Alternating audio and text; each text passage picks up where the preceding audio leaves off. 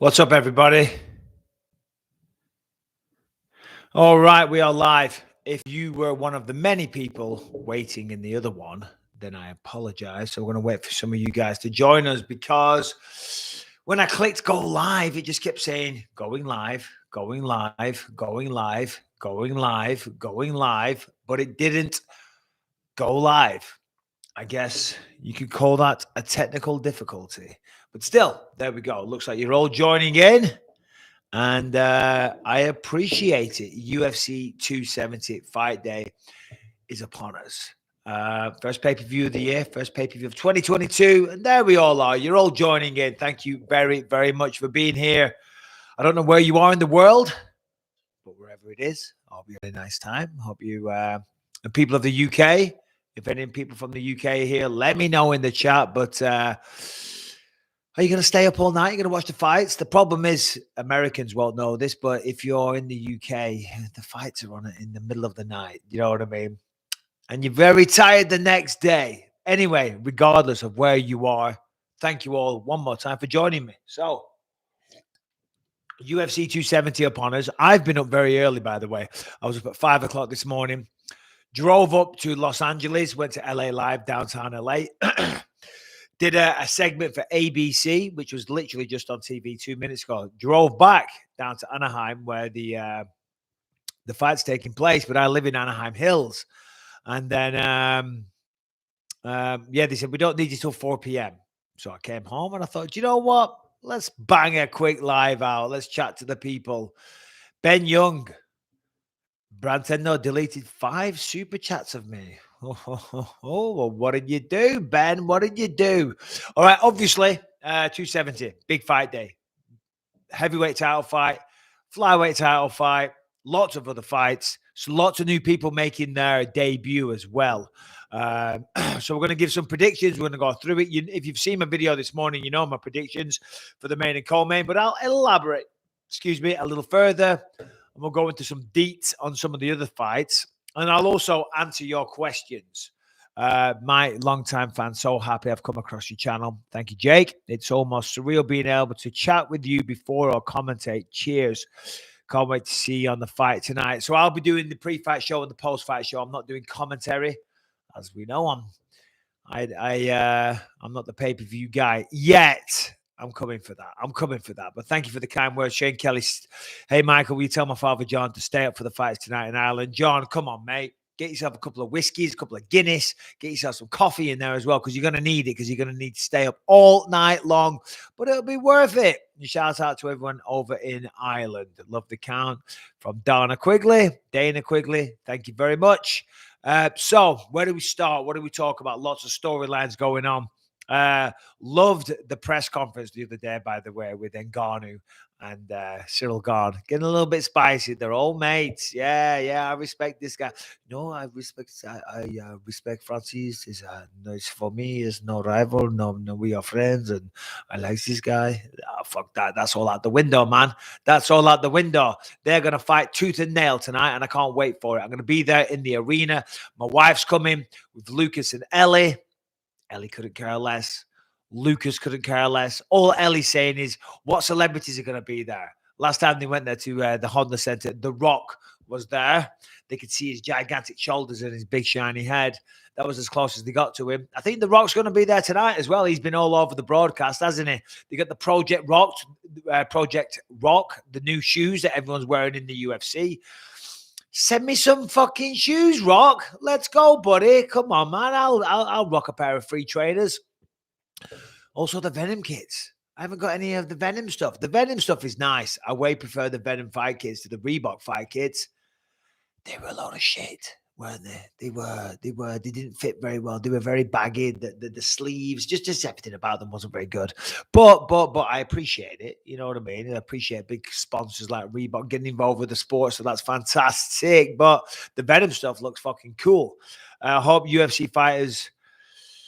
Let's have a look before we get into it. Have you ever had any good nights drinking in the Printworks? Come on, mate. Been to the Printworks many a time. And you'll often find me in the Nando's at the Printworks. I say often. maybe once every couple of years or so. But when I'm there, I love a good Nando's. It's one of the first things I do when I get back to England. Apologies to all non-Nando knowers. Non-Nando knowers. How about that? Or you people that aren't familiar with the Nando's. Okay. It's just a bit of fucking chicken, but I like it. I like it. Reminds me of home. I thought about opening a Nando's in America. Certainly in California, I think it'd go down well. We don't really have the franchise over here, do we? So there you go. Big time entrepreneur Bisping. Won't ever do it. I'll sit here, I'll talk about it, but I won't actually do it. All right, UFC 270. I'll be working with Michael Eaves and John Anik and Anthony Smith. I was with Anthony Smith this morning. Main event. It's massive. It's huge. It's hard to pick. It's really hard to pick. You saw my video this morning, so I'm not going to completely go over everything I said, but it literally is one of those. It's hard. I can hear an argument either way. I will say this though. I think technically, and I hope that Francis does not see this because he will slap me in the face. But I think technically, what's his face? Cyril's the better fighter, probably. I think he is. Technically, he's the better fighter. He is. He moves better. He's got better technique with his strikes. He's got some submissions on his record. He's got a heel hook and a head and arm triangle, I think. Head and arm triangle. Yeah, so he's a more technical fighter. He is, and he seems to have better coordination. He's in control of his body. I say it. The bigger you are, the more clumsy you get. Like my older brother, Conrad, he's a gigantic man. He's up there with Francis Ngannou size. He's huge. He's about 20 stone, to use an English term. But he's a clumsy bastard. And I'm a little bit clumsier than the average guy because I'm a little bit bigger than the average guy, but I'm far from a big guy. But the bigger you get, generally, the clumsier you get. But it's weird when I do my sport, when I do martial arts, jiu-jitsu, boxing, kickboxing, whatever, I'm very coordinated. But in my general day-to-day life, especially only having one eye these days, I'm always knocking things over and bumping into people and pissing people off.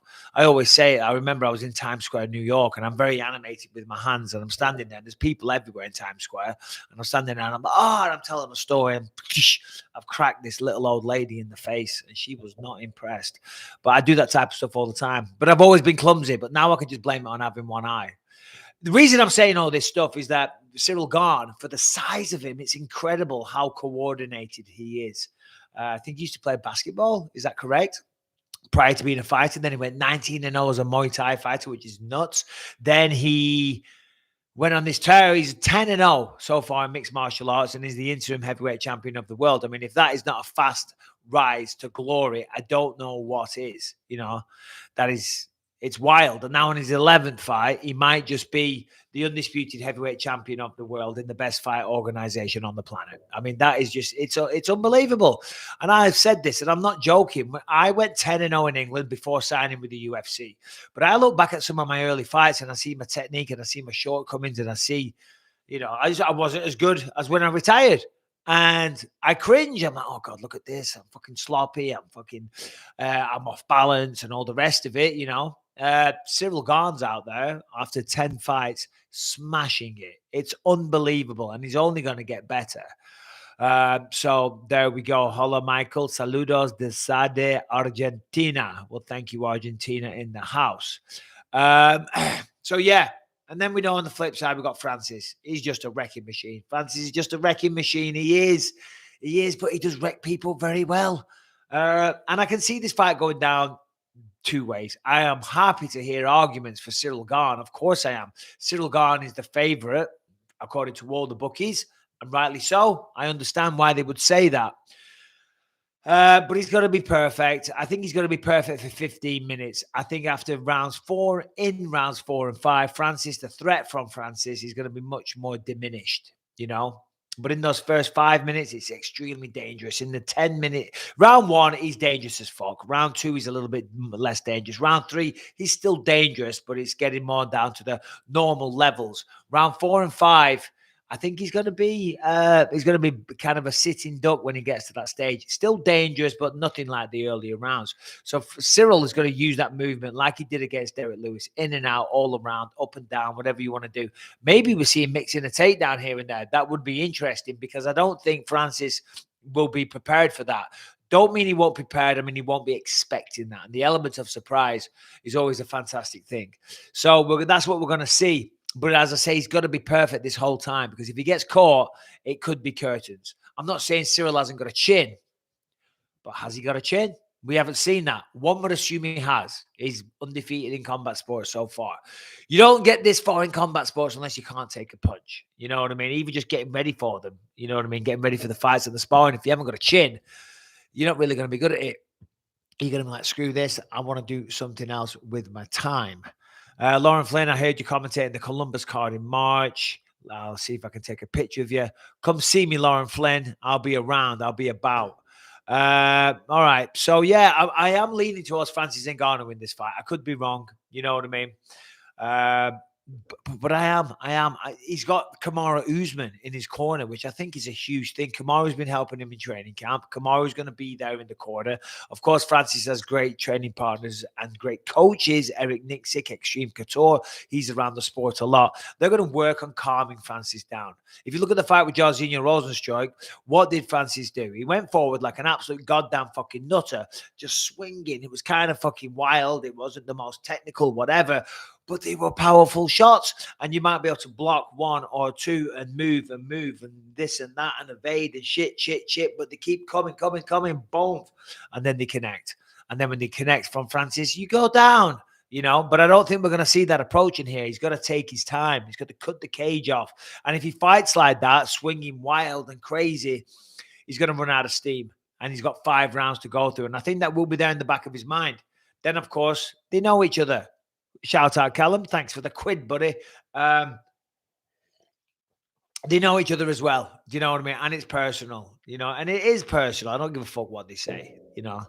They were certainly personal at the press conference, weren't they? Fuck me. So there we go. So, yeah, I've got Francis Ngannou winning, but I may live to regret those words. I'm not overly confident in that bet. It could go either way. And I wouldn't be surprised if Cyril Gane makes it look easy. I also wouldn't be surprised if Francis Ngannou knocks him out. And I'm not saying Francis isn't technical, you know, but I'm just saying that Cyril Gane's very technical. I'm just really impressed with what I've seen. I'm impressed with the movement. I'm impressed with the speed, with his coordination, of course, with his power and his shot selection and the delivery of his strikes. He's very good to watch, as is. But Francis is a little stiffer. He's a little stiffer. He is. But he's a fucking powerful man. So I've got Francis Ngannou winning that fight, but you never know what's going to happen. Now, Coleman, you've seen my prediction from that as well. I have Davison Figueiredo, and everyone thinks I'm crazy for saying that. Anthony Smith yesterday, he was picking Brandon Moreno on the pre-show.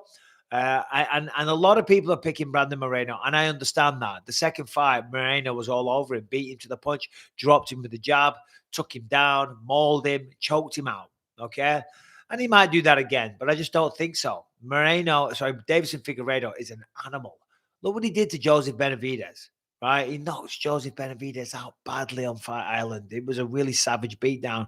Shout out Craig Watts. Cheers, mate.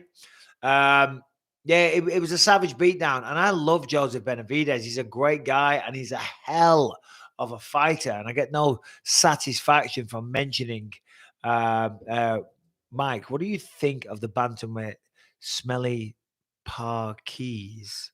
Smelly Parkees. I know that's a joke. I know it is, but I don't get it. Smelly Parkees? Oh, you fucking prick. Dickhead. Don't be saying that. Anyway, whatever. What was I saying? Yeah. And he smoked Joseph Benavidez. And Joseph Benavidez is really, really good. He's one of the best to ever do it and not win the belt, sadly. But that just highlights how dangerous Davison Figueiredo is. You know, and he is. That's what he does. He's got crazy knockout power. In fact, let's have a look at some of his stats, because I've got them here in front of me. Davison Figueiredo, we're all going off in the chat here, aren't we? Let's have a look. Why is that not loaded?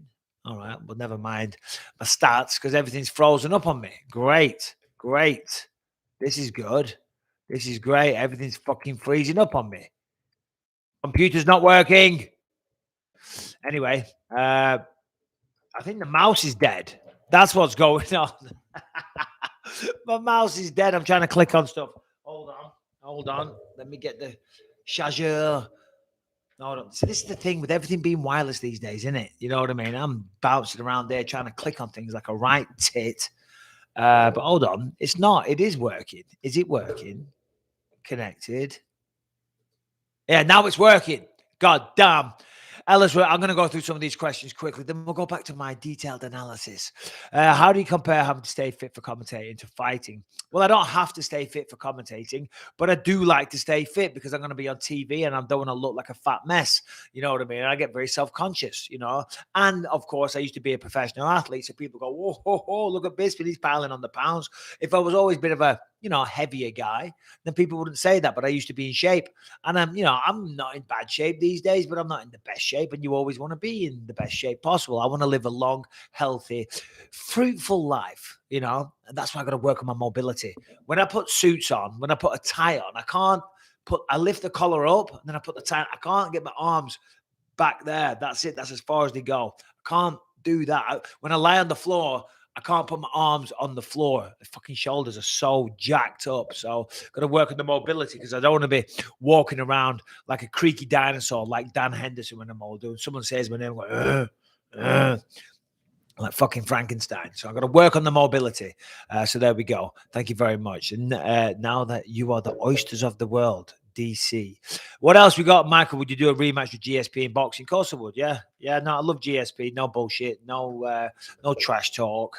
Trash talk. I hate saying that. But no, yeah, I'd love to fight Jorge Pejera again. I'd love to fight again. I would. I miss it. I do, but I just can't do it because of my body. You know what I mean? My body's full. Look, I've got this big scar on my neck there from surgery. I need some more surgeries. My one eye's done. I got no knees. I gave my body to fighting. I did. And, that's about it. I can still compete. I can still do it. But I just wouldn't get cleared, sadly. I'm going to UFC 270. I'll be there. Yep, I'll see you there, buddy. Michael, would you do a rematch? Just did that one. Where was I? So, yeah, Davison Figueiredo. He's let's have a look. Knocked out Joseph Benavidez twice in a row.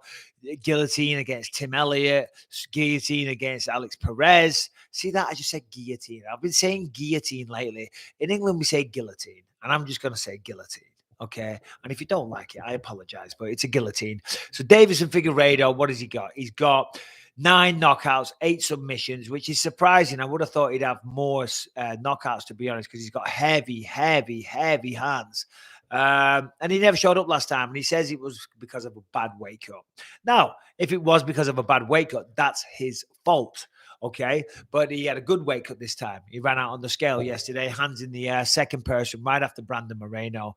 So he feels invigorated and hopefully he's took on the nutrition and the nutrients that he needs and he's rehydrated and he's going to have a good performance and he's going to be angry and he's going to get revenge against Brandon Moreno. I'm not underestimating Moreno. I think Moreno is incredible. Love watching his boxing. He's got great wrestling, great jiu-jitsu. I just think we're going to see a different result. I like Brandon Moreno as well. He's so infectious with his energy and his smiles, and he's just the nicest guy ever. So I feel bad saying this. This is the problem with what I do because I have to make predictions. I have to do it on TV sometimes. I have to do it on YouTube, and you guys want to know who I think is going to win. But then I've got to go talk to them. I've got to interview them for BT Sport. I've got to come face to face with them. And that can be a little tricky at times. So Brandon Moreno, no offense, but I think you're going to lose. I'm joking, of course, but I do think he's going to lose. I do. I think Davison Figueiredo gets the belt back tonight. Yeah. I don't necessarily want him to, or I don't have, I have nothing invested in this. May the best man win. But I just got a feeling that Davison Figueiredo knocks him out. Max, is there any chance that Jon Jones could be on a secret 2-year ban for popping in August? In August, he would have been out for 2 years. Huh. Well, I don't think so. The way him and Dana White, they were going back and forth a little bit over the years, over this time.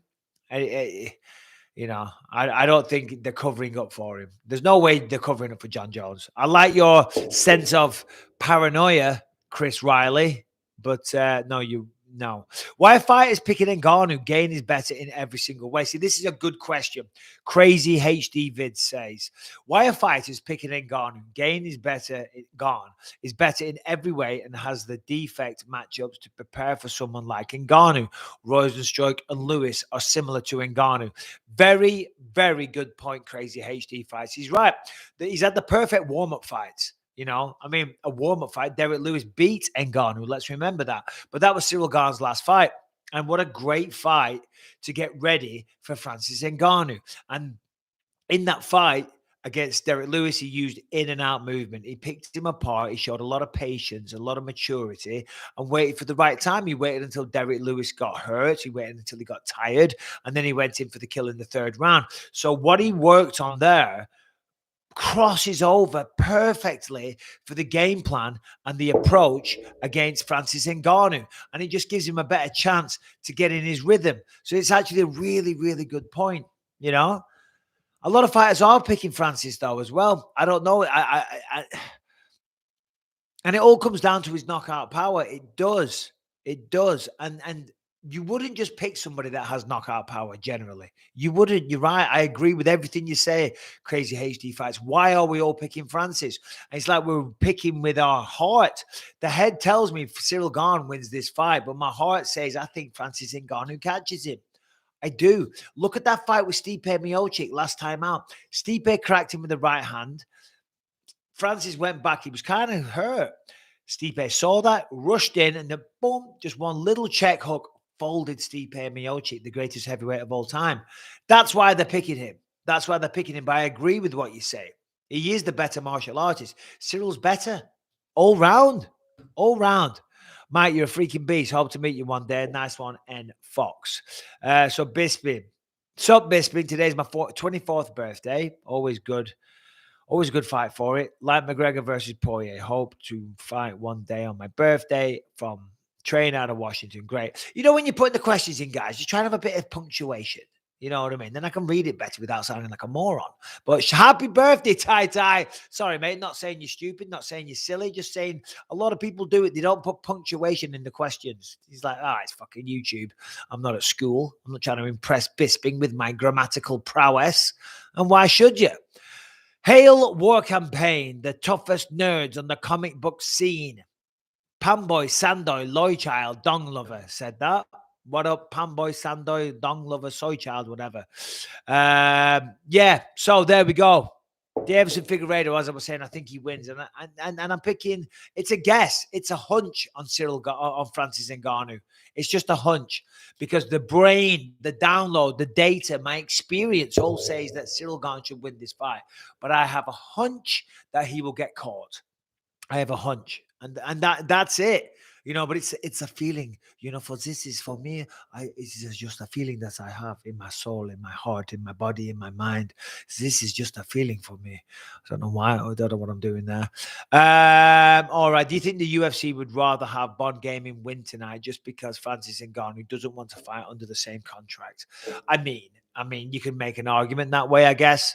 I'm not involved with those discussions. You know, whoever wins tonight will be the undisputed heavyweight champion of the world. And from what I hear, Francis is still going to be under contract anyway. Now, unfortunately, things might get a little tricky, a little political. There might be negotiations. There might be holdouts. But who knows? Who knows? We don't know. We don't know. Love hearing your point of view on fights and appreciate everything you've done for the sport. Love you, Mike. Well, thank you, Richie Gall. Appreciate you too, my brother. So, yeah, let's have a look at some of the other fights on the card. So, we have a lot of people making their debut tonight, and there was a lot of fights fell through, which is a shame. You know what I mean? But there was a few reasons. There was bad weight cuts. There was COVID, injuries. It's a shame when you're trying to get ready for an MMA fight. It's hard. Greg Hardy fell off. He was supposed to fight. Who was he fighting? Greg Hardy. I forget his opponent's name. Greg Hardy was supposed to be on there, and love him or hate him, it would have been an interesting fight. You know, we had Tapuria. He fell off. Bad weight cut. So the UFC pulled him. You know, people can die doing weight cuts. It's crazy. You got to put the preparation in beforehand. You can't leave it all to the last minute and expect to really dehydrate yourself. I don't know the surroundings, so I won't cast too much judgment. Maybe he was sick, maybe he was ill, maybe he had an injury. That's what people always say when it comes to the women, that they say it was their time of the month. And I understand that women do have a time of the month, you know, and apparently that makes you retain water and it makes you a little bit heavier. So therefore making weight is trickier. I'm not a woman. I've never been through such a thing, so I can't comment too much on that. But what I can do is repeat the comments of Laura Sanko. Laura Sanko, female commentator now for the UFC, so well done to Laura. But she doesn't buy that. Laura used to fight. She had a few amateur fights, I think, and one professional fight. And she said that's nonsense. Women know. They know when it's coming and they can prepare accordingly for it. But it is a great little built-in excuse for the women. Look at that. You got to be careful these days what you say when it comes to women. But still, that's all I can do. I can just go off what Sanko says because I can't possibly comment on that. Can I, as a white male? Shame on me. Michael Martin says Garn has to be perfect for 5 rounds. Well, I think he has to be perfect for 3 rounds. I think he can afford a little mistake in rounds 4 and 5. You know what I mean? Because the power won't be there. And that's not a knock on Francis Ngannou. That's just in general. You know what I mean? You start getting more and more tired. Like, Cyril does need to be perfect, I think, for the first 3 rounds. He better be ultra fucking perfect in round 1, you know, but still, it's always easier said than done. Now, technically, and I hate to say this because, you know, I don't like Vitor Belfort because he was responsible for my eye. And not just that, he's a prick anyway, isn't he? Vitor's a prick. But that's not why I'm about to say this. But Vitor's a very good martial artist on top of everything else. You can't deny that he had fast hands. He's a black belt in jiu-jitsu. The man can kick. He knocked out Rockhold with a spinning wheel kick. Guy's good. My plan was to get Vitor out the first round. Okay, get him out the second round. Make him wrestle. Push him up against the fence. Make him pummel. Make him fight for underhooks. Fill those big muscles with blood and drain the oxygen from them and get him tired. But it's easier said than done, as I found out when I hit the canvas in round 2. That's what Cyril's got to do. Cyril's got to be careful. He's got to be careful. Excuse me, choking on my own saliva. What other fights have we got then? So let's take a look here. Ones that stand out to me. Well, on the undercard, we got Jack Della Maddalena. There's a name you probably don't know. Taking on Pete Rodriguez. There's a name that I don't know. Okay. But Jack Della Maddalena, he was on the Contender Series and I called his fight. And he was really good. I think he comes from Perth, Western Australia. Shout out all you people from Perth in the house. My wife will be going down there soon. Western Australia just opened their borders from the 5th of February. So she's going to fuck off down there for a few weeks and leave me to it by myself with the kids again. Anyway, so he's from Perth, Jack Della Maddalena.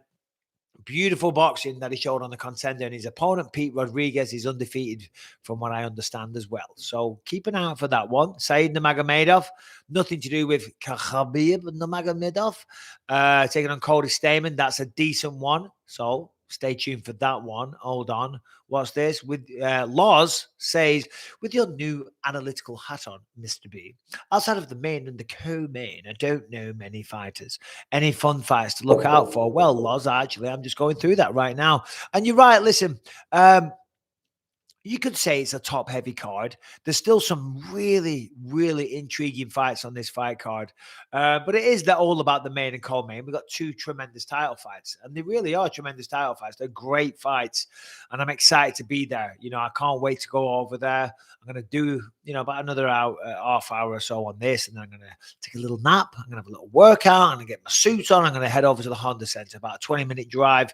And it's awesome when you walk in and the crowd, the arena's filling up. And then, they're playing the little packages and the first prelim fights start. And then Bruce gets on the microphone, gets you going, baby. So, yeah, we got Trevin Giles versus Michael Morales. Trevin Giles, as we know, or if you don't know, has a record of 14-3, 6 KOs, 5 submissions. Last saw him out against Dricus Duplessis. I didn't know how to say that one, did I? He got knocked out in that one. Prior to that, though, he was on a 3-fight winning streak. Now he's taking on Michael Morales, who is from Ecuador.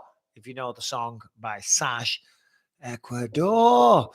Whatever, never mind. It's a British song. Well, no, it's a European song, but whatever. Bit embarrassing, Bisping.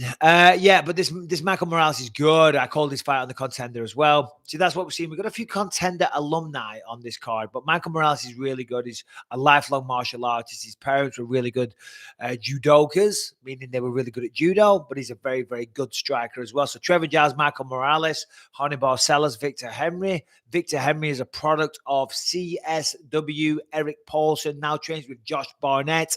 You may know the name Josh Barnett, of course, legendary heavyweight fighter, fought in the UFC. Think he was the champion at one point, or maybe he wasn't. I'm not sure.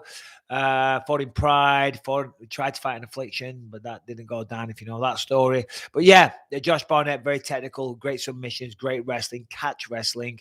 And Victor Henry is a product of his, and I know him, and he's good. He's good. So Barcelos versus Victor Henry, Medellina versus Pete Rodriguez, Tony Gravely, another guy that came from the Contender, powerhouse wrestler, getting better at the striking all the time. He's taking on Simon Oliveira. Not familiar with him, to be honest. Matt Fravola, the steamroller, coming in, and he's taking on another newcomer, Gennaro Valdez. And then we've got a couple of women open up the card. We had a fight that was supposed to take place last week that got moved. Not sure if it was COVID related, possibly, but they're back a week later, so maybe it wasn't. That is Silvana Gomez Juarez taking on Vanessa Demopoulos. Vanessa Demopoulos. So yeah, there's your two female fights to start the fight night. Moses Perez says, fight Jake Paul. Do you mean professionally? I would do. Yeah, I would fight Jake Paul. He made me an offer a while ago. And you've heard me say this. He offered me $500,000 plus pay-per-view. And we said, give me some more. And they never got back to us. So there we go. How many people are up from England right now, or Europe, should I say, staying up for the fights? I remember I used to stay up for the fights all the time when I was living in England, and of course I wanted to fight Anderson Silva. Anderson Silva was the champ, and I would always watch his fights, not just as a contender, not just as a fan, as a competitor, but because he was amazing. Anderson Silva was just incredible. And I remember my wife would go to bed, and I would sit there, and I would and shout out 5,000 people on the live, by the way. Thank you all. That is a new high number. 5,000 people tuning in right now, watching me talking nonsense about the fights. Much love. Thank you all. And yeah, and I would stay up in the middle of the night till like 4 or 5 o'clock in the morning to watch Anderson Silva. And he would come out and boom, one shot, knock him out. And I'd go to bed and I'd be so pissed off. And I'd get into bed and my wife would wake up. She'd be like, well, how was it? I'm like, I'm never fucking doing that again. I'm never doing that again. It was absolutely pointless. Francis coming in lighter is huge. Yeah, so this is from the King Jackson that says, and this is a really good point, King Jackson. I'm glad you made this point, actually. Yesterday on the scales, Francis came in, I forget what it was. Was it 257? 257. He came in at 257 pounds, if I'm not mistaken, which is the lightest he's ever come in at. And he's not the same fighter as Lewis Rosenstruck. They don't have the foot speed he does. Garn will be more cautious tonight. Yeah, great points, King Jackson.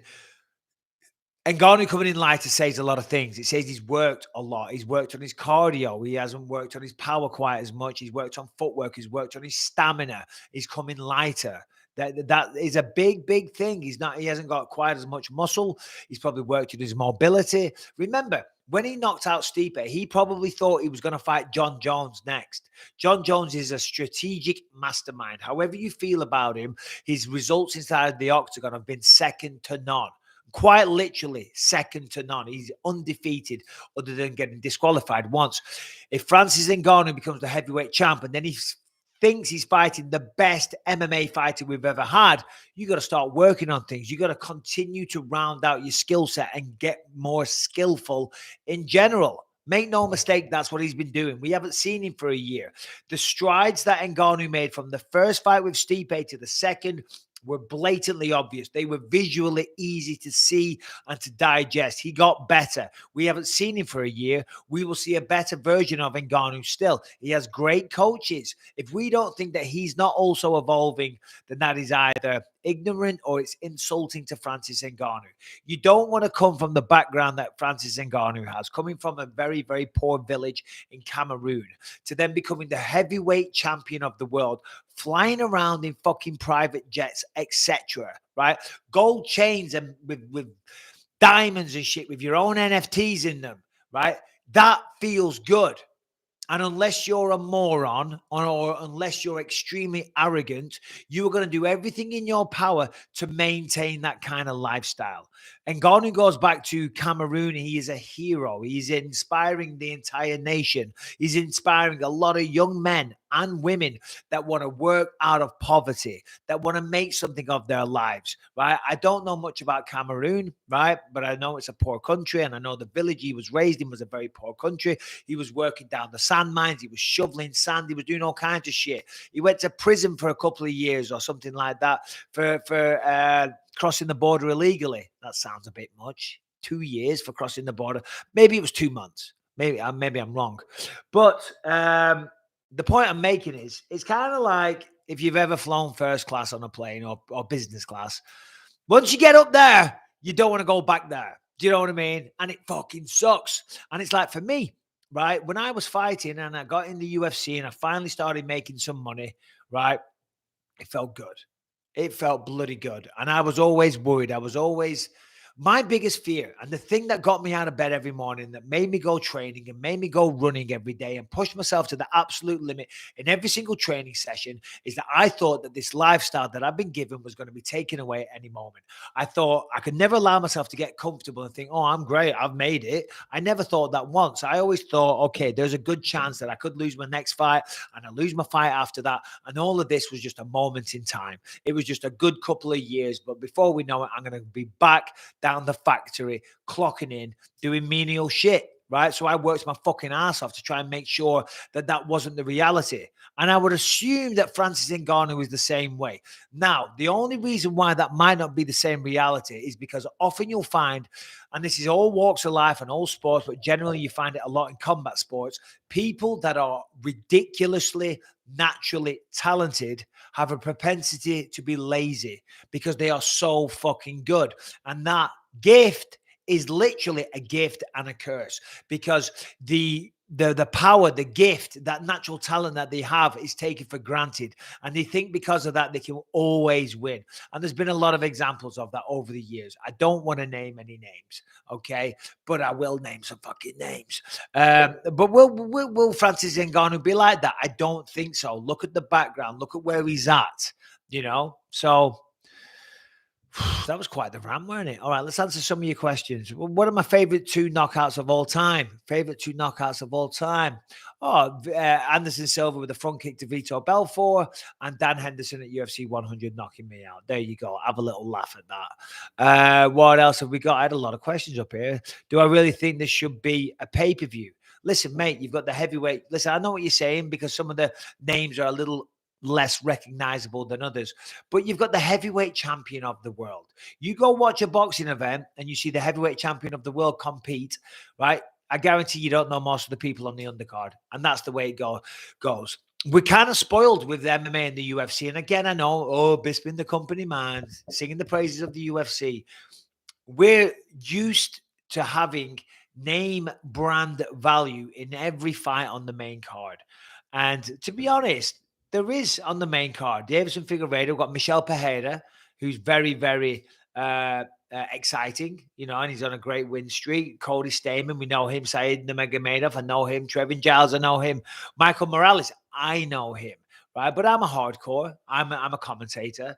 So for the casual fan, maybe you don't know as much. But when you dig beneath the surface, you will see that these are credible fighters. They are good fighters. They're just not huge stars. But still, if you look on a boxing event, you will see a main event where you're very, very, very familiar with, and then that's pretty much fucking it. Not always, but generally that's what you see.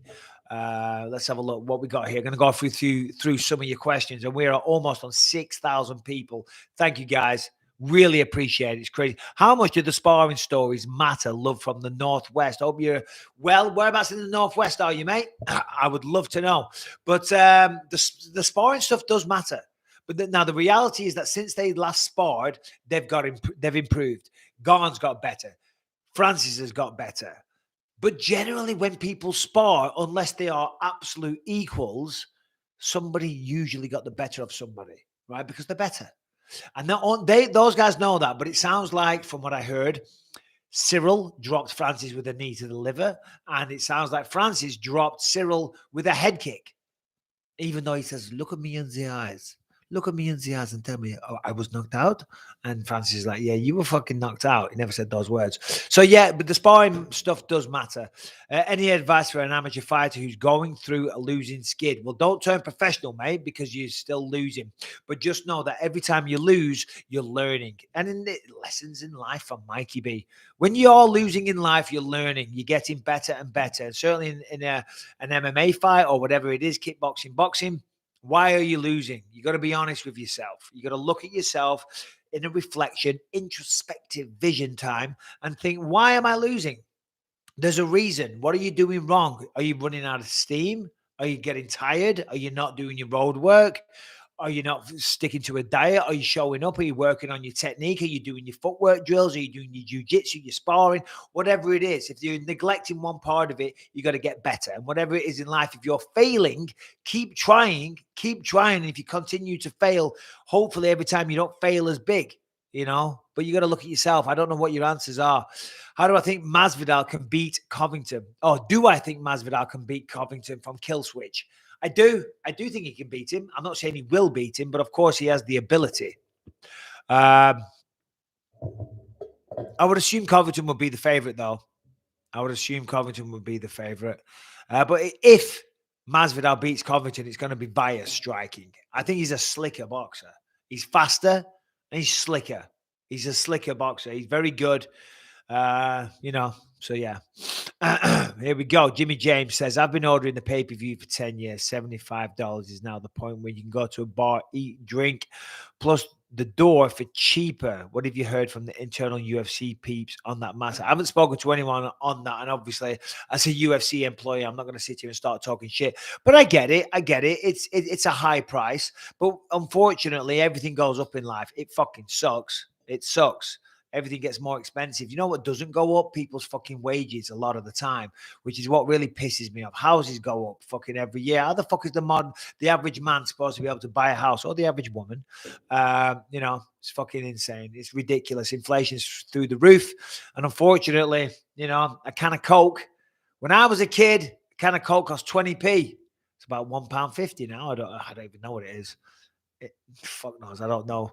I very rarely buy a can of Coke by itself. I don't drink Coke. What am I saying? All right. Hi, Michael. If Garn stays on the outside the whole fight and out of range, will Francis gas out? See, that's the whole thing. That's going to be the strategy for Cyril. He's going to take his time. He's going to stay on the outside. He's going to try and frustrate him. Certainly in the first round, he needs to be careful. Take a sip of cold coffee. No, he's got to be on the outside. He's got to be on the outside to start. But can he keep that up? Because it's going to be very taxing for Cyril Gane as well. He's a big man. He came in at 250 or something, or 204, high 40s. He's a big man. Dancing around all that time will be tiring. It will have an effect on his gas tank. So, it's an interesting approach.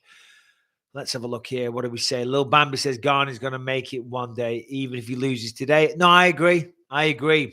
Then he will be a champ one day. He has a different mind. By the way, Jon Jones is not going to be the same when he comes back onto the scene. Well, I do think Cyril Gane probably will be a champion one day, if not tonight. There's a good chance. I know I say that Francis wins, but it's literally 51 Francis, 49 Gane. And I think my brain says Cyril wins. I've just got a hunch. That's all. Other than that, all the signs point towards Cyril Gane. Jon Jones is not going to be the same, he says. Potentially. Number one, he's had 2 years away. But still, that ability that he has isn't going to go away. Okay? What is going to change, though, if he's put on all that muscle, which apparently he has, he's 260 pounds now, is he going to be the same? Is the gas tank going to be the same? Is the speed going to be the same? The one thing that set Jon Jones apart was his ability to formulate a game plan, carry it out, execute perfectly, and do what he needed to do. That's always going to be there. He has a great strategic mind for the sport, but will the body be there? Because he's going to be heavier. you know, and maybe he's not suited. If you look at Jon Jones, he's got very, very skinny legs. Seems to be strong, but skinny legs. You put all that muscle mass on, it's going to slow you down. Trust me, baby, look at that shit. I'm kidding. Who do you got on the Victor versus Rowney, and how about Pete versus Jack? Yeah, Jack Della Maddalena taking on Pete Rodriguez. I got Jack Della Maddalena. And the other one, I'm going to go Victor Henry. Dana said Hamza is 4 fights away from a title shot. Do you believe that he will get a title shot if he beats Gilbert in dominant fashion? When did he say he's 4 fights away from a title fight? Because I think that's kind of insane. Leon Edwards versus Kamar Uzman is the next one. We know I would say that's June. All sources point to June for me. I would say that Gilbert Burns versus Hamza. If I was the matchmaker, of course I'm not. I'd put that as the co-main event. And if Hamza wins it, then there we go. And if Hamza wins and he's up to it, they should put him in the ring and go face to face with the winner of Leon versus Uzman. However, we do have Colby versus Mas Vidal coming up. Okay. And let's just assume, hypothetical situation time, that Mas Vidal wins that fight. If Mas Vidal wins that fight and Leon Edwards beats Uzman, the UFC would be kind of silly not to do Leon Edwards versus Jorge Masvidal. That fight still needs to happen. Remember the 3-piece in the shoulder. Okay, I'm sick of saying that, but Masvidal cracked him 3 times backstage when they weren't fighting. Doing an interview with Caroline Pierce for BT Sport, Masvidal approached him and punched him 3 times, and they have the footage. Those 2 guys need to fight, and if Leon's victorious and Masvidal's victorious, then fuck it, do it for the belt. But Hamzat Chimaev is out there. Mike, do you prefer Mexican beans or British beans? We need to know. This is the real stuff. This is the hard-hitting analysis that you want to hear. Mexican beans, they don't float my boat, man. They do not float my boat. I don't mind black beans. Refried beans, not too much of a fan of. They're a little bit watery. Do you know what I mean? Yeah, the black beans. The Mexican beans don't do it. Listen, give me some fucking Heinz baked beans all day long. But again, they can't be watery. They need to be boiled to a point where they're nice and stodgy. You know, I had some nice barbecue beans the other day when I had some barbecue food. If I'm getting barbecue, you better fucking believe that beans are one of the sides. And when I barbecue outside in my house, I get beans, a tin of beans. I put in, I chop up an onion, put the onion in there. I put a little bit of chili flakes in there. And I put a little bit of sugar in there as well. It's good. It's good. Can't wait for someone to come back. I do love a good barbecue. Huge fan from Canada, Mike. Shout out Canada. There's Ant Evans with the poll. What do you prefer, British beans or Mexican beans? Hard hitting subjects. Huge fan from Canada. We love everything about the YouTube channel. Thank you, Charles, and thank you sincerely, all 6,760 of you on here right now with me. What a community we've built. Thank you so much. That's why I love doing this. That's why I'm always coming on here. Good Grave says, do you think there's a chance that Dana entertains letting people with disabilities fight? Come on. I don't have legs. Well, I'm sorry to hear that. But I still wanted to pursue MMA and boxing. Don't know how else to kick the sense of helplessness. Is that a pun? Because you've got no legs and you want to kick the sense of helplessness? If it's not, I apologize. But I feel like you're making fun of me. I feel like that's a joke question. Listen, number one, it's not down to Dana. It's down to the Athletic Commission. How about you? Conor McGregor is apparently doing a charity wheelchair boxing match. There you go. There is the forum. There is the stage. Call out Conor McGregor in a charity wheelchair boxing match. Good luck, Grave. All the best. Best Muay Thai in OC. Good question, because I want to know, because Lucas, my youngest, I want to start him on the striking journey. He does jiu-jitsu. He loves wrestling. Loves wrestling. Can't keep him away from there. It's not in wrestling season now, of course. Does jiu-jitsu. Not too keen on the jiu-jitsu. He likes it. He goes. He's getting better. He understands it. But kicking and the kickboxing, fuck me, he's really good. And we just mess around at home. He's 11 now. It's my fault. I should have been taking him sooner. But when he was younger, I was focusing on my own career. So I'm looking for the best place in Orange County. The best place that I know of, but it's just a little bit too far, is it's Shooter Box. Shooter Box from Brazil, the legendary gym. Gerson Patrick in Long Beach. There's a gym down there, and I used to go down there, but it takes almost an hour to get there. To take Lucas once or twice a week, so Tyler Wombles, I think, is a good one. Bryce Krause down in Costa Mesa or Santa Ana is a good one. So there we go. But I'm looking. If you hear something good, you let me know. All right. So let's take a look. What else we got on this fight? So Michel Pejera. Michel Pejera, he's always fun to watch. Michel Pejera, obviously the Brazilian. Let's have a look at his record. His record is 26-11. Wow, it's a lot of losses. I don't think he had that many losses on him. Thank you, Clyde. Nico Price, Chaos Williams, Aleem Imadaev on a 3-fight win streak. Michel Pejera, the man that does backflips as he's walking in. And from England, he says, Joe King says, I'm not Mexican, but Viva Mexico! Let's go, Brandon. You're British because you sent me that money in pounds, and I appreciate that.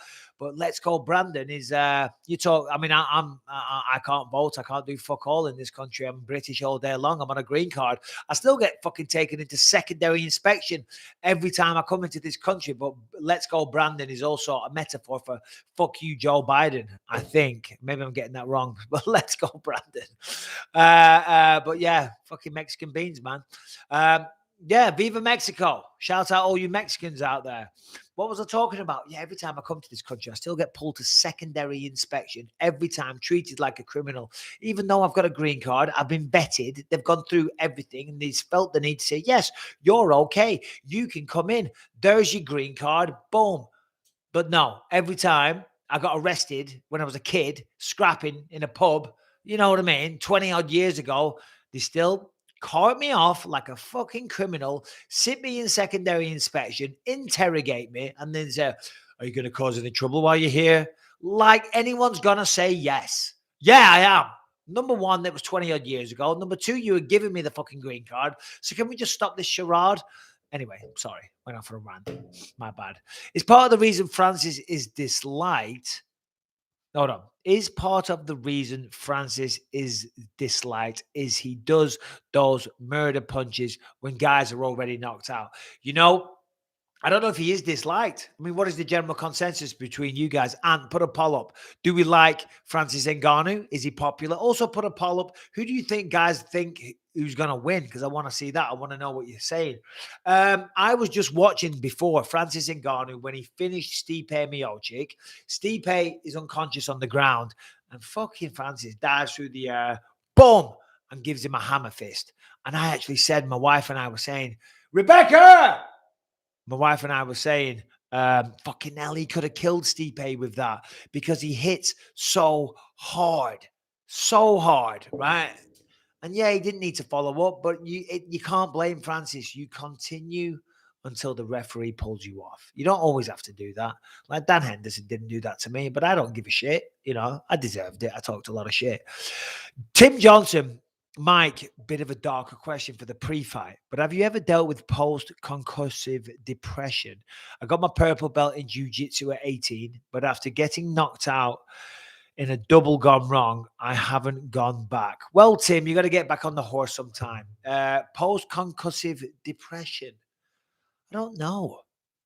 I mean, obviously, when you get knocked out, and it's for something like the UFC and it's a big stage and the world is watching, there is some natural depression. I don't know if the right word is depression, but there's some natural sadness.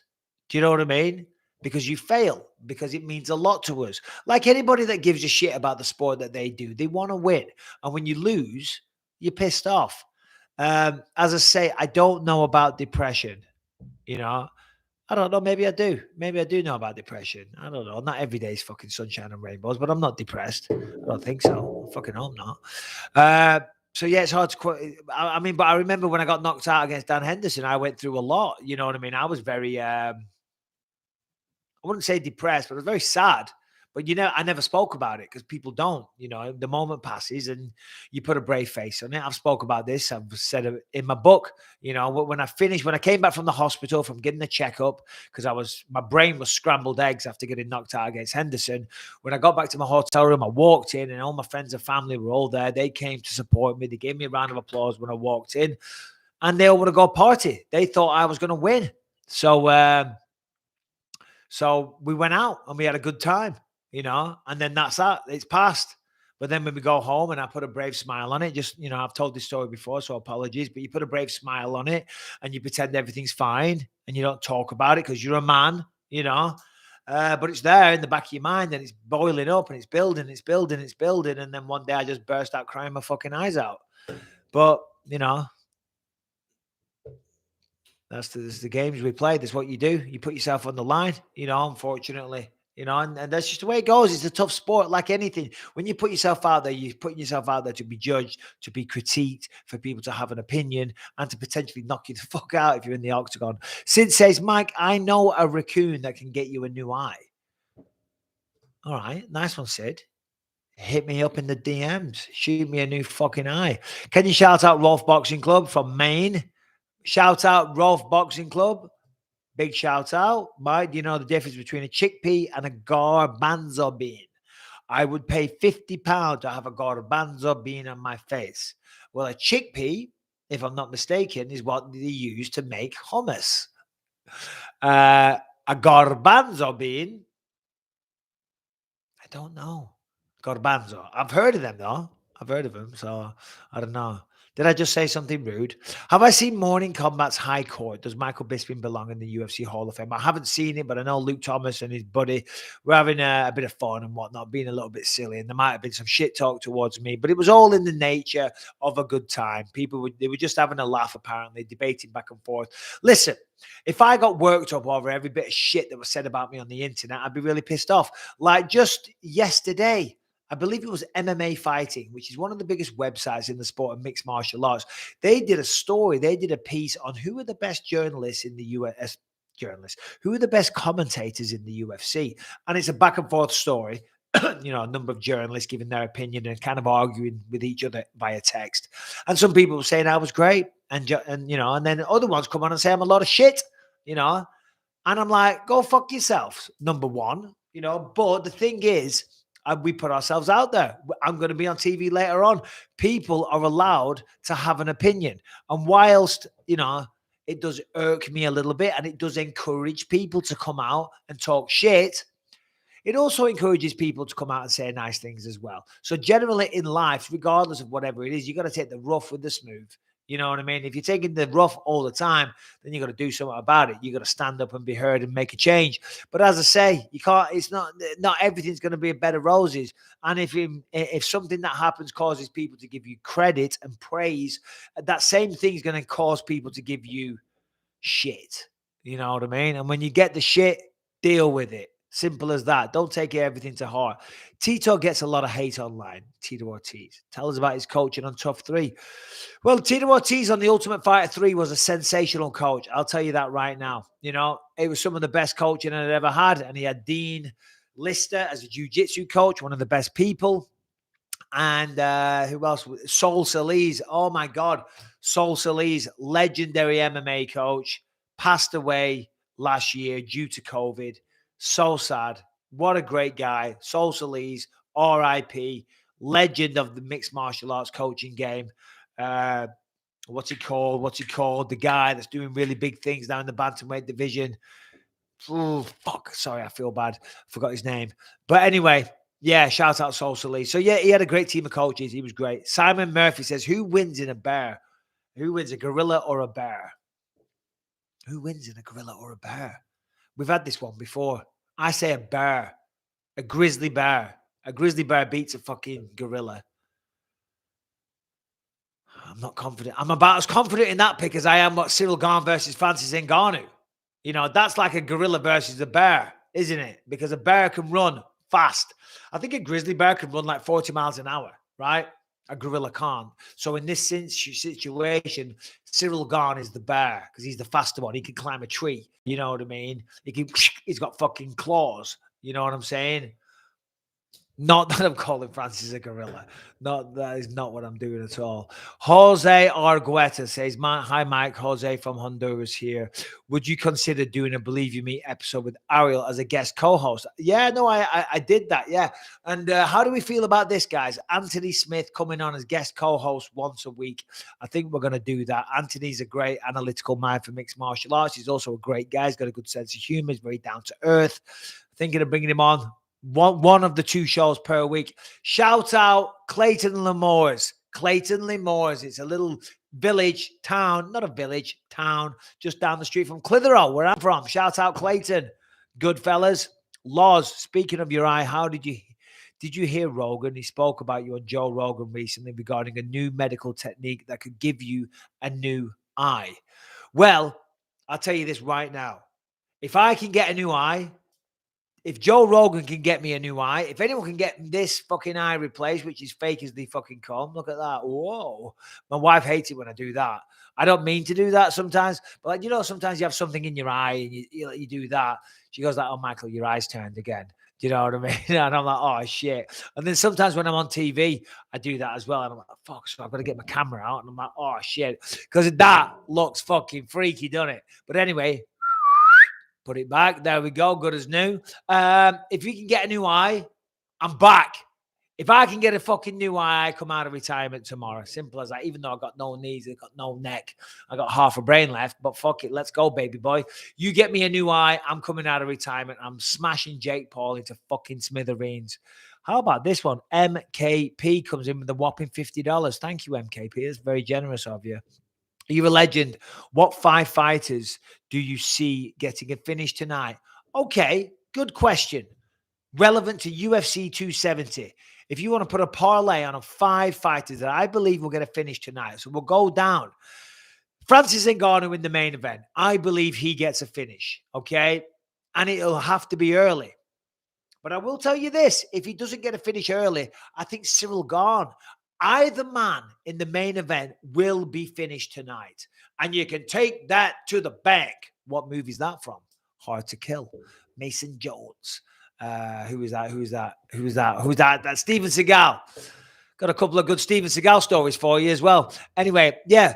Cyril Gane will finish Francis Ngannou later in the fight if it gets there. Make no mistake. And Francis Ngannou will knock him out if he can connect early. So there's that one. I believe Davison Figueiredo wins by a knockout tonight. I do. Maybe I'm wrong, but that's just my hunch. That's what my head tells me. Michelle Pejera, maybe. Let's have a look. Yeah, we'll go Michelle Pejera. And then we'll go Jack Della Maddalena. He's got great boxing. So that's 4. You need one more. And we're going to go with a steamroller, the Matt Fravola, the Ayatollah of rock and roller. There we go. Harvey Q says, "Hey, Mike, who would win? 5 Brandon Moreno-sized Ngannous or 1 Ngannou-sized Brandon Moreno?" Oh, well, listen, Jesus Christ, is there anything more terrifying? Rebecca, do you want to come and pull up a chair and say hi to the people and answer some pre-fight questions? Rebecca's coming to the fight tonight. Have some nice, respectful questions for Rebecca on deck, please. If you could grab a chair, darling.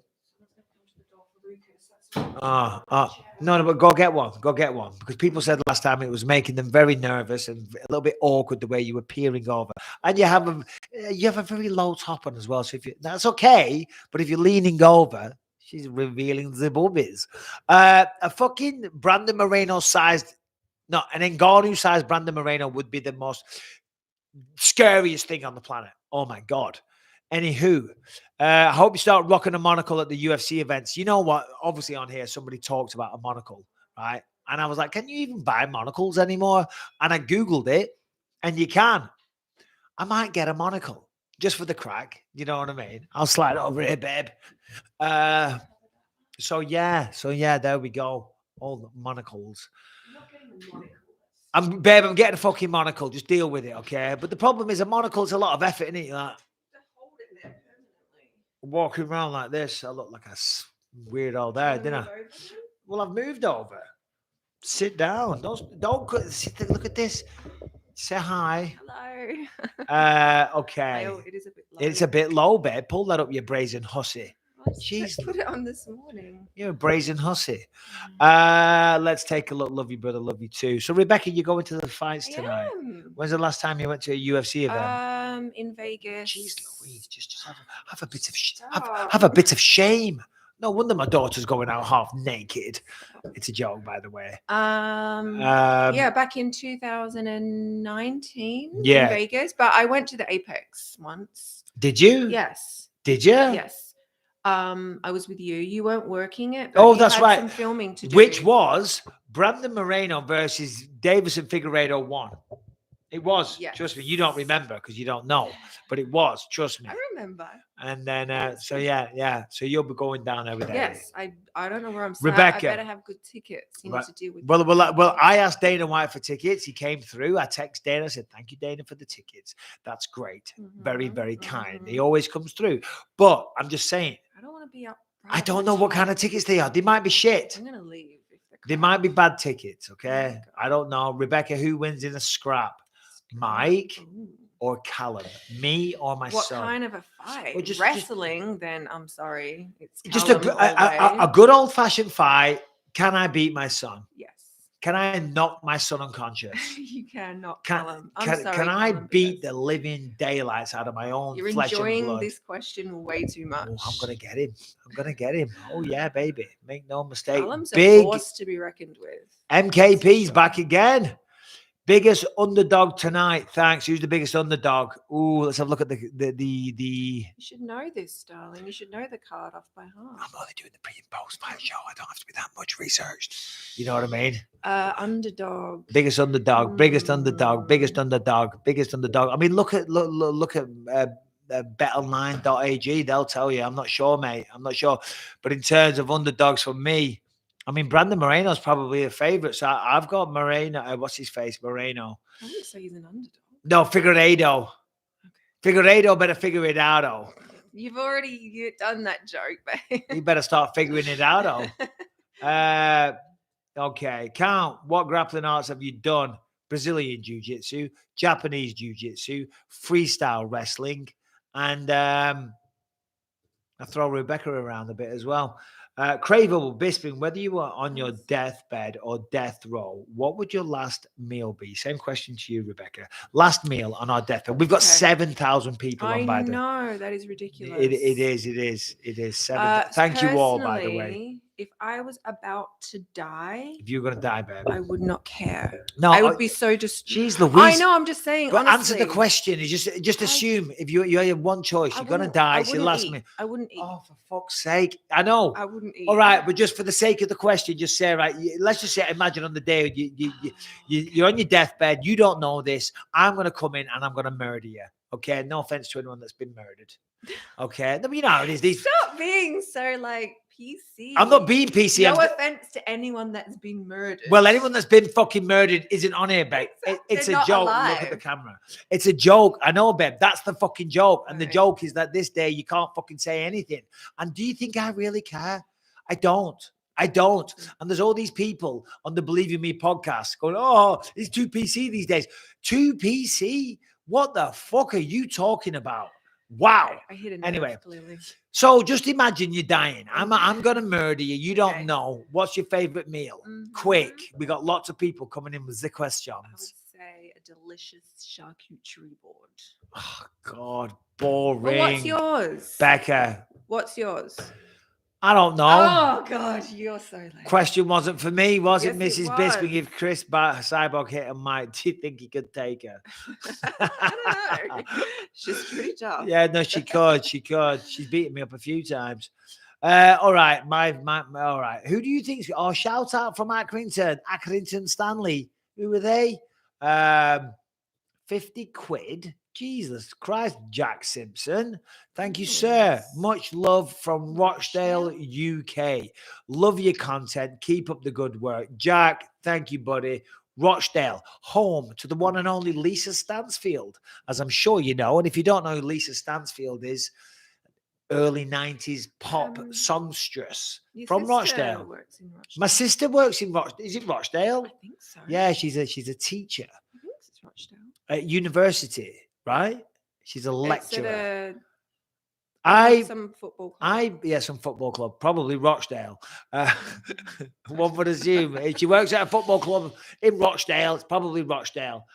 I'm just saying, I pity the students that are getting told of my little sister. It's a joke. It's a joke, but I do. Fucking hell, so my sister needs to go back to school. She's out there teaching people. Funny old world we live in. Bisping, I was cleaned up by a king hit from behind walking home from the pub with my girlfriend Friday night here in Australia. Should I press charges? I've got a smashed orbital, need surgery. And have you ever been dog shotted? Dog shotted, is that an Australian term for meaning punch from behind? Sucker punched? Means. I assume it does. I dare say you have been sucker. Oh, I've been sucker punched for sure. I got sucker punched in fucking New Orleans by the biggest asshole on the planet, but he didn't hurt me. So yeah, but many times, no, I have been, as you would call it, dog shotted many times over the years when I was younger. You know, I used to mix in some different circles to what I do now. Well, in fact, these days I don't mix in any circles. I sit in the fucking house and I do lives on YouTube. That's about as dangerous as it gets for me. You know what I mean? Fucking hell. It's a boring life. I need some excitement. Yes, you should press charges. Do you know what, mate? I mean, if it was completely unprovoked, then yeah. Yeah, if it was unprovoked and it was just some little shit doing it, then he needs to learn his lesson. And you know what? Guess what? Right? People always saying from the circle that I'm from, what is it? Snitches get stitches and all that shit. You know what I mean? It sounds like this guy's a fucking asshole and he needs to learn his lesson. And you got away with it with a broken orbital and some other damage. But someone else he could kill. He needs to fucking learn his lesson. He needs to be held accountable. And whether or not it's someone beating the shit out of him or criminal charges, he needs to learn one way or the other because you can't be going around doing that. So Dom. Dom, I'm sorry to hear about that. Rest up. What's the best intro sound to your videos? The classic house techno? Oh, you have the best intro sound to your videos, the classic house techno. Thank you. What's the intro? I don't know the intro. I don't know. I don't think it is. I don't think it is classic house techno. But a DJ Mackie B mix is coming soon on the on live on the YouTube. But I just got to figure out how to do it. I don't know how to do it. I got jumped with brass knuckles. Suck it up. Jeez. Yeah. Yeah. Well, stop. He says suck it up, but at the same time, he's coming on YouTube and saying, I'm joking, by the way. Brass knuckles. You mean knuckle dusters, mate? That's what we call them in the good old UK. That reminds me of a story. My old boxing coach, Mark Kinney, true story. This, we're going through security at an airport on the way to one of my fights. And as we're going through, security guard says, it's the security. Look at the size of Johnny. I know. Fuck me, my son Lucas just came through with his mate Johnny. They're all growing. They're teenagers. They're not like teenagers. They're 11, 12. Fuck me, he looked like a 6 foot. He looked like my dad walking through there. He's going to fucking come beat me up soon. Anyway, my boxing coach said, the security guy says, you haven't got any weapons on you, have you? And he's from Liverpool. And he said, he says, not unless you fucking count these. And he was deadly serious. No, but you don't understand because he wasn't trying to be funny.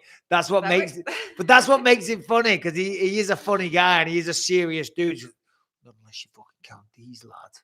Well, you couldn't do that at an airport now. You fucking could not do that. Rebecca. Yes. Ronil Vrey says, Rebecca, when are you going to make your own YouTube channel, vlogging the Bisping family? Oh. Greetings from the Philippines. Greetings. I don't think Michael would appreciate that very much. I think you'd be pretty exposed. You can do whatever you want. I couldn't care less. Yes, you do. Do your thing. Do your thing. All right, here's an MMA-related question for me. Do I think a 165 and a 195-pound division, would it help fighters fighting at the natural weight class? I mean, yeah. I mean, it would help. I do believe we should have more weight classes. I'm not campaigning for it or anything like that. But at 185 to 205, I started off fighting at light heavy, 205. I had to drop 20 pounds to 185. And it was a fucking nightmare. I would have been a perfect candidate for the 195 division. You know, making 185 would kill me. I would lose power. I would lose. It was just miserable. 2 months, how miserable was I in training camp, babe, trying to make 185? Yeah, it was fucking horrible. To kill yourself and then couldn't eat much at night. You can't recover, you know, and then same with the 165, because 155 to 170.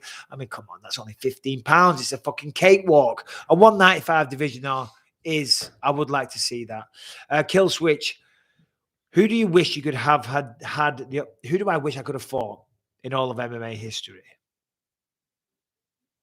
Who do I wish I could have fought in all of MMA history? I'm not sure. Gio said, nice one. Gio said, throw a name out there. I'm going to give you, who do I wish I could have fought? Who do I wish I could have fought in all of MMA history? In the whole of history of MMA. I wish I could have fucking Royce Gracie to this day. You put me in there, me now, Royce Gracie back then, smash him up, UFC 1, legend, you know, multiple people in one night. No, not Royce Gracie. Who do I think? Say that's a bit odd. No, Rich Franklin wanted to fight him. Yoel Romero's another one. Nick Diaz. I mean, Nick Diaz, we were going to fight. What's both of your favorite cities for food? So, ladies and gentlemen, what are your favorite cities for food? Rebecca, quick, go. My favorite city for food, Rome. Rome? Or Paris. Rome or Paris? Yes. You sound very la-di-da. Well, you take me to these places. So once. We've been to Rome and Paris once. Yeah. I know, but it was good. What are you going to say? What am I going to say? Best city. Yeah, you know what? London. What the fuck is wrong with London? Oh, of course you're going to say London. Everyone knows London's good for food. I'm not going to say London, but very multicultural. It is very fucking multi. She talks shit on London all the time. I do not. I love London. I love it, but come on, you got to think. I was going to say Los Angeles. Okay, that's yeah, good. No, LA, the great food here. Yeah, I tell you, the food in America is amazing. It really is. Of course, in England. Can I bring this my way because I'm leaning? Yeah, bring it your way. Don't lean. Don't lean. Lean over here. In fact, we're going to be in the middle of the screen. I'm getting in a workout. Sounds weird. Yeah, the food in America, man. It is good. It's amazing. How many Ngannous would it take to beat a silverback gorilla? How many Bispings? You know what? A fucking silverback gorilla. There's not many things. How many Ngannous would it take to beat a silverback? Oh, a few for sure. And it'd only about 10. And it'd take a lot of me to beat a silverback gorilla. I think I've told this story before. But why do you guys always end up talking about gorillas and bears? I don't know. It's a bit childish. Just they're asking, babe. This is a one-way conversation, and they can type stuff. Okay, they bring up bears. I heard you guys talking about bears and gorillas before, and here we are again. Well, we're gonna have it again. I was at a place called, what's it called? Monarto Zoo. Monarto, mate. Yeah, she says I can't do it. For some reason, gorillas don't like primates. Don't like Michael's energy. They don't. They do not. Many times they've tried to attack me. Mm-hmm. Remember, we were in Malaysia. Her parents live in Malaysia, a little island called Penang, and we were there. And there was these little fucking monkeys, weren't there? Yeah, just by the side of the road. Just by the side. I mean, there's monkeys all over the place there, but these monkeys were pets, and they were by the side of the fucking thing. And I went over there, and it was trying to get at me like that. And I'm like, you little shit. And then it put its hand. You were holding Ellie too. I was holding Ellie, right? She was holding. She wasn't a baby. She was whatever. Like on your hip. I was holding her. You know what I mean? Like a real man. Wasn't no. Like this. Oh, no, she was a grown adult, but I'm just that strong. I just like, come here, Ellie, have a good look at the fucking, the primate. And anyway, this fucking lizard, what am I saying? Lizard, monkey. This fucking monkey, might as well have been a little lizard. It wasn't Judge said Pejera. This fucking little lizard, monkey, sticks his fucking hand out, grabs hold of my daughter's hair, trying to get at me, the fucking little shit. So I had a bottle of water, so I sprayed it with the water. Another time at the zoo, remember when I shit my pants? You were trying to antagonize him. Well, you know, silverback gorillas, they're very stoic Michael's animals. Very embarrassing. When you go to the zoo with Michael, he makes all these like weird noises to all the animals to try and get them to do something, which of course they don't, and then you just end up looking like an idiot because I'm trying you're to making all these like growly weird noises. Listen. Like a toddler. And everyone's like looking at you. Oh no, stop. And the animals just like staring at you like, what? Listen. They can't even hear you through the glass. Can I speak? Can I get a word in edgewise? That is not the expression, by the way, Americans. Edgeways. Because like get the word in edgeways. Slide it in there. I don't have you on here to mock me and make a fool out of me. Well, you mock me. Anyway, this fucking gorilla man sitting there just all stoic, looking hard as fuck. And I'm like, and so annoying. gorilla. something. I just want to see, even if you're just scratching its nose or doing the thing, just not moving at all. And I'm just so enamored by its beauty.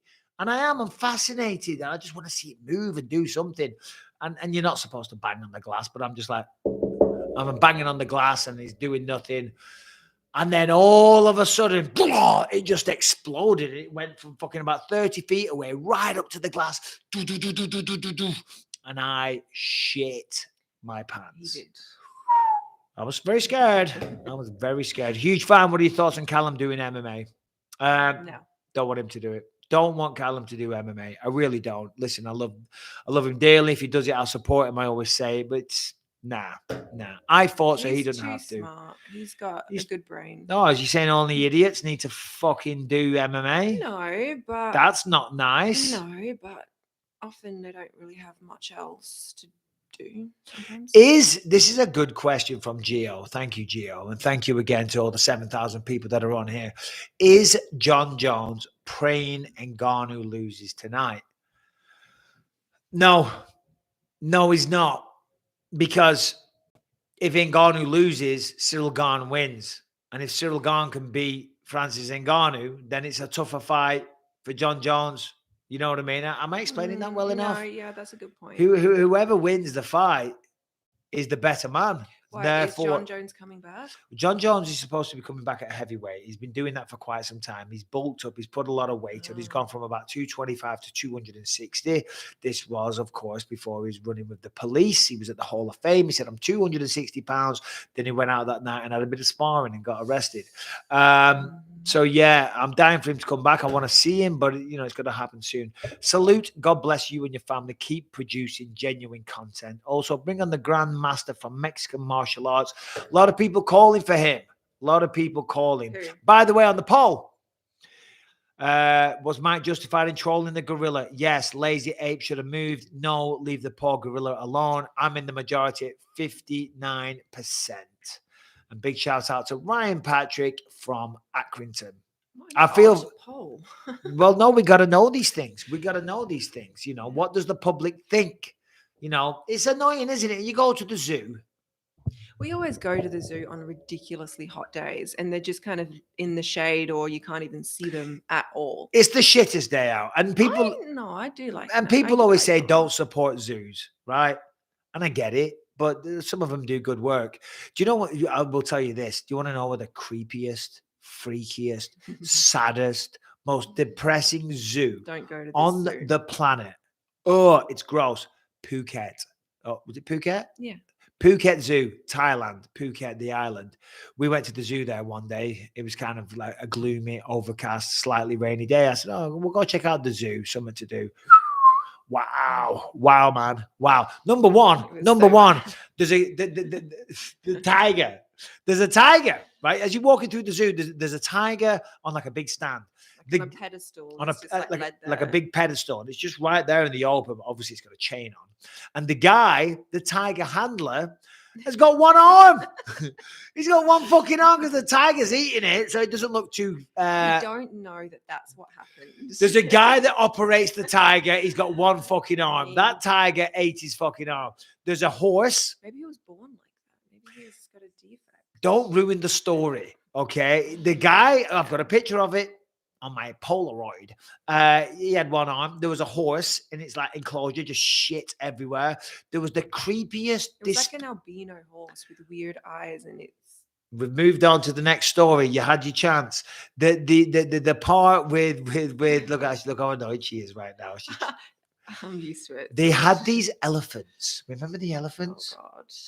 The elephants were playing a band. There was one on We'll have to find a video and like put it on your Instagram or something because it's so depressing. It's very creepy, disturbing, animal abuse to the max. Oh, animal abuse. There's like 4 or 5 elephants and one of them's playing the fucking cymbals.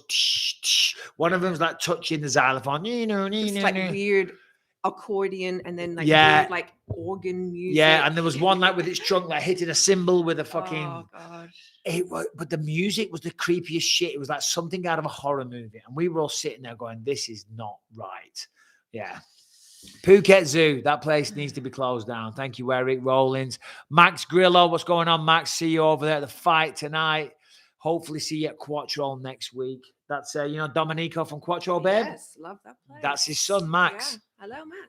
Hello, Max, indeed. I'm sure we'll see All right, you well, do you know what? This has been a long one. We've been going for an hour and 25 minutes. The time is 1:26, and I've got to be shooted, booted. Napped. I've got to take a nap. I've got to work out, though. Caffeined. Caffeine. Don't worry about working out. Salute, sir. God bless you and your family. Thank you very much. All right, listen, let's just go through it. We'll end on UFC 270. This is the pre-show. It's gone off the rails with the a bit of personal stuff. Rebecca came and it just fucking went out the window. Rebecca, Francis Ngannou, Cyril Gane, who you got? Go. Francis. Don't just piggyback off me. Who do you think wins? Francis. You don't think that?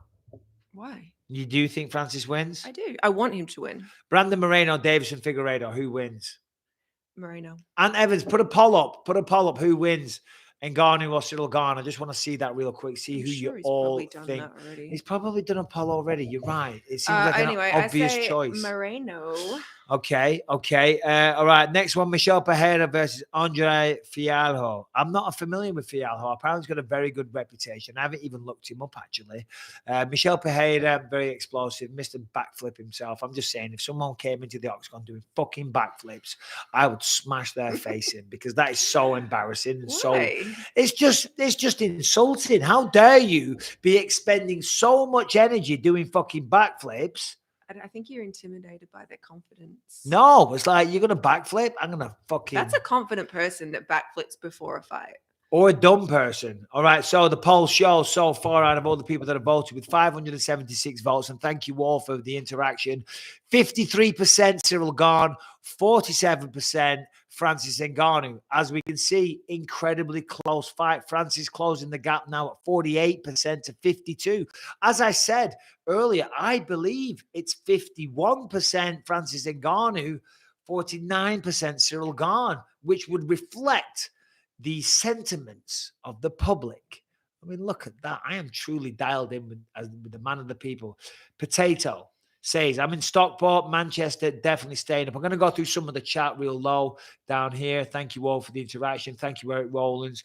Thank you, James Dello. Would I be interested in doing a live fight companion when you aren't commentating with Jesse from Mexican Martial Arts? Yes, fuck it, let's go. Reach out to him if you want. But I'm going to do some fight companions. You did Francis, that kind of recently, right? No, I've never done a fight companion. No, but you just analyze. Yeah, I did. A fight companion? Never mind. Exactly. Just please. All right. Just. I'm with the flow here. Okay. Francis is 35. Tony Ferguson is 37. But no one thinks Francis is old. Is the damage that significant? Why is this much love, Mike? See, nobody uses punctuation in the questions. It just makes it hard to read sometimes. Yeah, but Francis is a heavyweight. For heavyweights being older, it's not as much of an issue. Tony's 37 and he's taken a lot of damage in his career. That's the only reason. I mean, that's the big thing. Great job on ABC and enjoy tonight. Thank you, Chandler Broinelli. Let me go down the chat. Greetings from Gdansk, Poland. Shout out the Polish crew in the house. UK squad, what's up? You're up in Birmingham. Hey, Mike. Can you wish a happy birthday to Haywood Jablomi? Oh, you dick. Haywood Jablomi. That's a good one. I like it.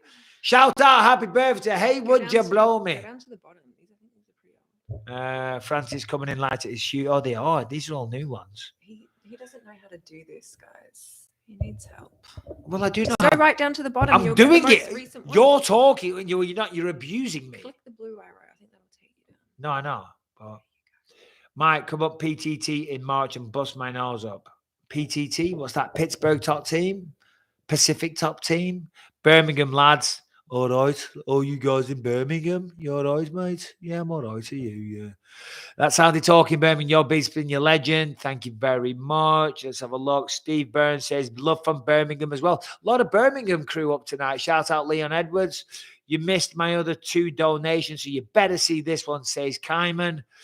I give you a pass because, well, Master Jesse from Mexican Mixed Martial Arts is the Einstein of our martial arts generation. Well, I'll put that to the fucking test. Michael, I feel obligated to share this with you and your audience.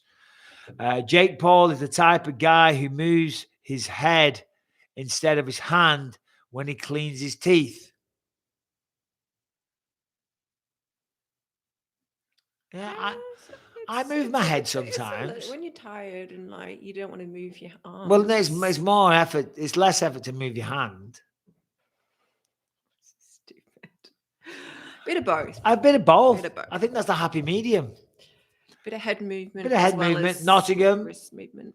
Much love from Minneapolis. You're the best, mate. Thank you very much from Mr. Catface Bow Tie. Alberta, Canada in the house. And that's it, guys. Numbers are dropping off. They know we're wrapping up. You know, we're done. There's only 6,101 of you left. I mean, come on. That is an embarrassingly low number. Seeing as we hit a major high of 7,000 people on this moment here. I could do this all day. I could. It's fun. It's kind of addicting. It is addicting. And you get to interact and they say very nice things. You know, so thank you very much. Hello, Rebecca from James Miklos. Say hi to James. Hello, James. Michael Bisping never thought about doing a video with the Weasel. No, I don't watch the Weasel stuff.